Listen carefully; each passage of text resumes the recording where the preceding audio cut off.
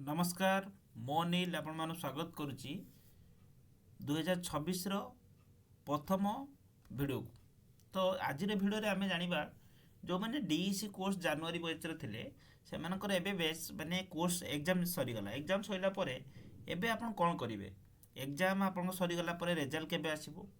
जो मैंने एग्जाम दे पारे से कौन करेंगे असाइनमेंट रिजल्ट केतले आसीबो प्रोजेक्ट रिजल्ट केतले आसीबो सर्टिफिकेट केतले आसीबो एवं सर्वशेष में वेट करेंगे मु पूरा पूरा विस्तृत भाव में कहबी जो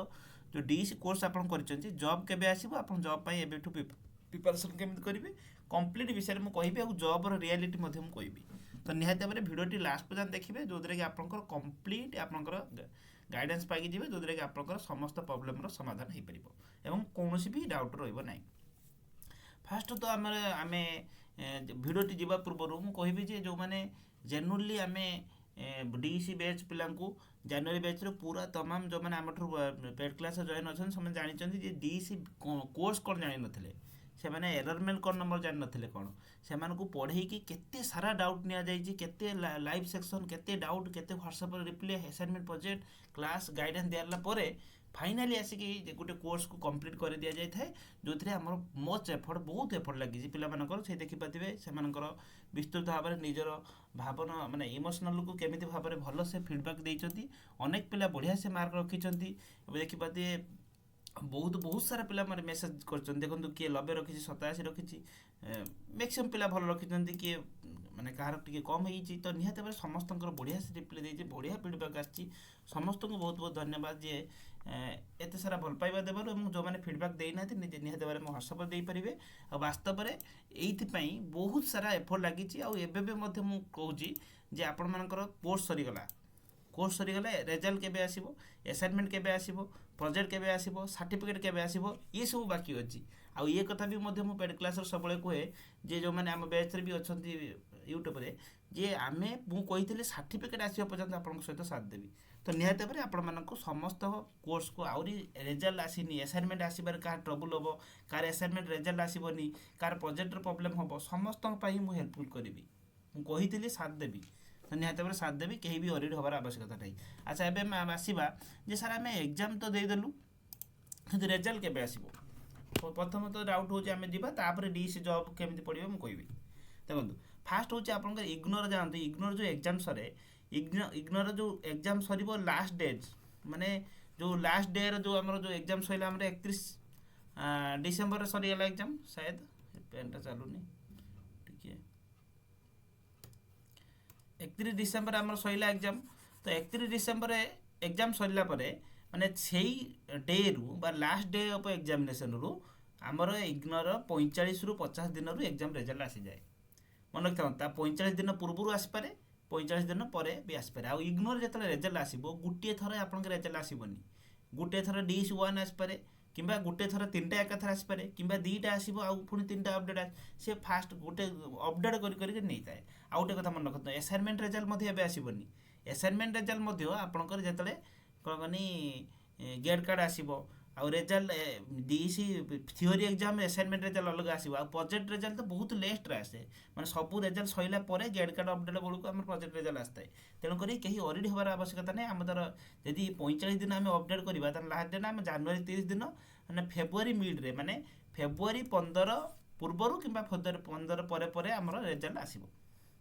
क्लीयर रिजल्ट के आसो असाइनमेंट कौन हम ना असाइनमेंट आपण मैंने कौन करेंगे ना जी ओएस जो आम माने टेलीग्राम सॉरी आम माने आपणकर Google play store sorry Google Chrome को जाकि सर्च करेंगे इग्नो असाइनमेंट स्टेटस गोटे गोटे वेबसाइट आसो इग्नो स्टूडेंट मैनेजमेंट सिस्टम या क्लिक करेंगे ये पलि आसला देखो ये असाइनमेंट प्रोजेक्ट प्रैक्टिकल जो सबमिट कर स्टाटस शो कर मन रखिए ये स्टाटस आप एनरोलमेंट नंबर देवे ये सर्च करेंगे आप डीसी कोर्स आपंकर चूज कर सबमिट करदे से देखईदेव आप असाइनमेंट सबमिट हो ना मन रखु यही सांगे बर्तमान जेहेतु अत्याधिक मात्रा पिला देती समस्त स्टाटस शो करनी नॉट फाउंड देखे पारे कहीं ऑडिट हेबे से धीरे धीरे अपडेट हम मुझे आपको शिखेदेली तो सही जो अपडेट देखिए लिखाई तो प्रोसेस अच्छी जो प्रोसेस रू अपडेट कराई गेट कार्ड को अपडेट हो तो गेट कार्ड आसो तो मन रखिए ये आप असाइनमेंट स्टाटस देखिपारे जार अपडेट होनी वेट करेंगे व्यस्त हबार ना से धीरे धीरे अपडेट है एवं बर्तमान मैक्सीम 99% पिला अपडेट होनी ओके क्लियर। अच्छा सर आम जागलु सर एवं जागलु आम सर आमर कौन कली रेजल्ट आमर आसो 15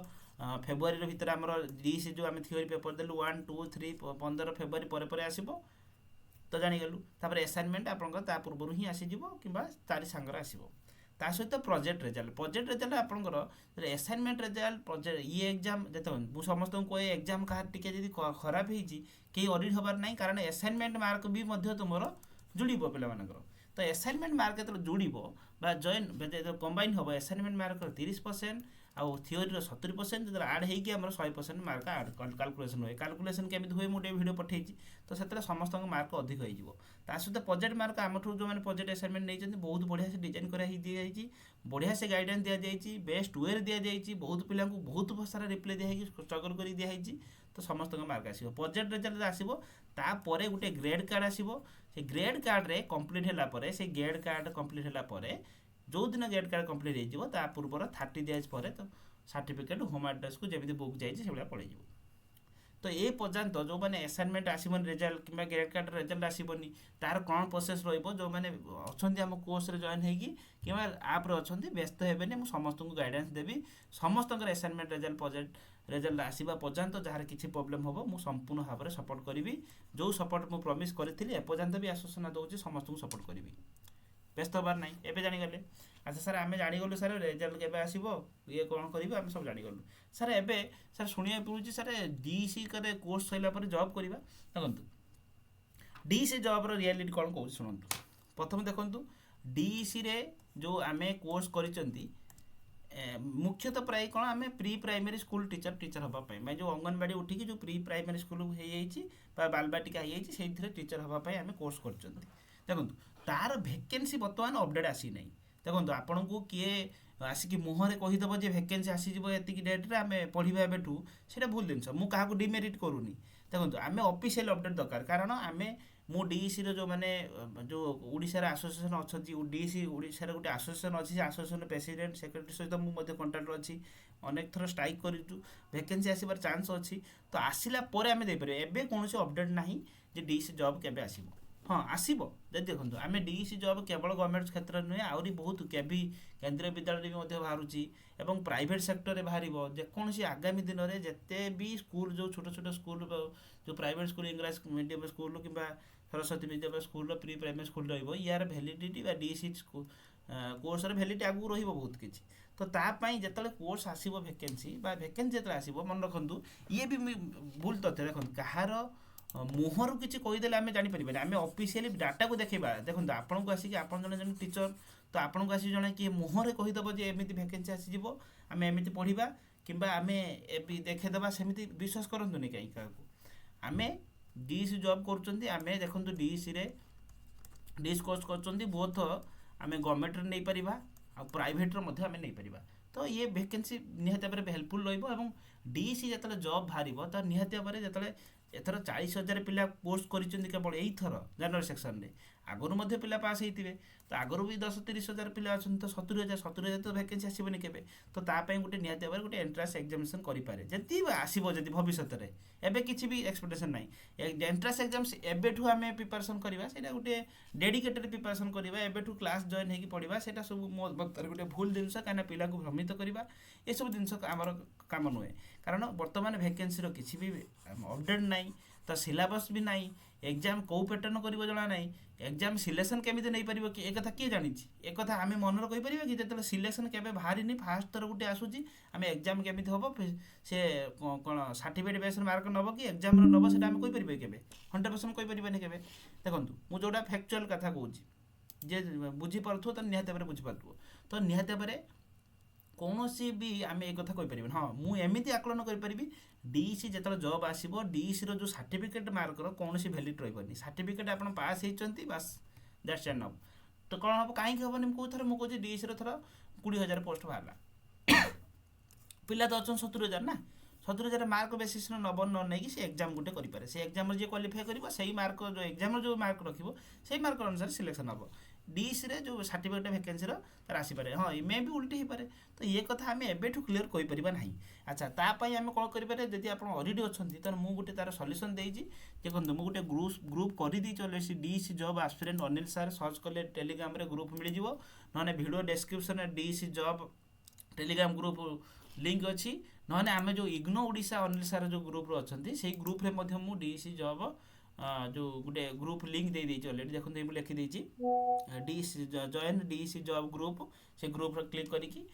ନହେଲେ ଭିଡ଼ିଓ ଡେସ୍କ୍ରିପ୍ସନ୍ କ୍ଲିକ୍ କରିକି ଏଇ ଗ୍ରୁପ୍ରେ ଜଏନ୍ ହେଇଯିବେ। ଏଇଥିରେ ମୁଁ କହୁଛି ଏବେଠୁ କୌଣସି ଗୋଟିଏ ସିଙ୍ଗିଲ୍ ପଇସା ମଧ୍ୟ ନେବିନି। କମ୍ପ୍ଲିଟ୍ ଯେଉଁ ଜବ୍ ଓରିଏଣ୍ଟେଡ଼୍ ଯେଉଁ ଆମର ରହୁଛି, କ'ଣ ମ୍ୟାଥ୍ ରହୁଛି, ରିଜନିଂ ରହୁଛି, ଓଡ଼ିଆ ଗ୍ରାମାର ରହୁଛି, ଇଂଲିଶ ଗ୍ରାମାର ରହୁଛି, କିମ୍ବା କମ୍ପ୍ୟୁଟର କିମ୍ବା ଆମର କ'ଣ ଜିକେ ରହୁଛି, ସମସ୍ତ କରେଣ୍ଟ ଆଫେୟାର୍ ରହୁଛି, ସବୁ କୋର୍ସ ପୁରା ଏକ୍ସପର୍ଟାଇଜ୍, ମାନେ ଗଭର୍ଣ୍ଣମେଣ୍ଟ ଜବ୍ ପ୍ରିପାରେସନ୍ରେ ମୋର ବହୁତ ମଧ୍ୟ ଏକ୍ସପିରିଏନ୍ସ ଅଛି ବହୁତ ବର୍ଷର। ତେଣୁକରି ମୁଁ ବହୁତ